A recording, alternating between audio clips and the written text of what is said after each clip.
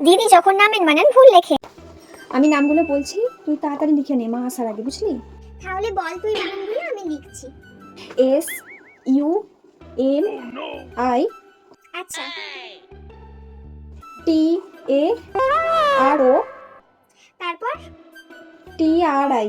আরে তুই সব বানানগুলো এইভাবে কেন বলছিস? তুই কি ভাবছিস আমি কি সামান্য সামান্য বানানগুলো পারবো না?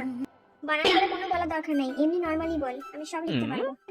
ঠিক আছে, দাঁড়া, এমন এমন বানান বলবো না, বানান ভুলে যাবি তুই, দেখ না এবার। ঠিক আছে, লেখ। সম্পূর্ণ স্মিতা। কি নামের বানান রে বাবা, কত বড়! প্রিয় স্মিতা। এরপর লেখা আছে জ্যোতিষময়। কত বড় বড় নামের বানানগুলো। এবার লেখ দেখি। এরপর লেখ আদিত্যা, প্রিয়জন্ত। লিখছি, কত বড় বড় নামের বানানগুলো। দাঁড়া, আমি মাকে যে বলছি, তুই সামান্য সামান্য বানানগুলো লিখতে পারছিস না, দাঁড়া।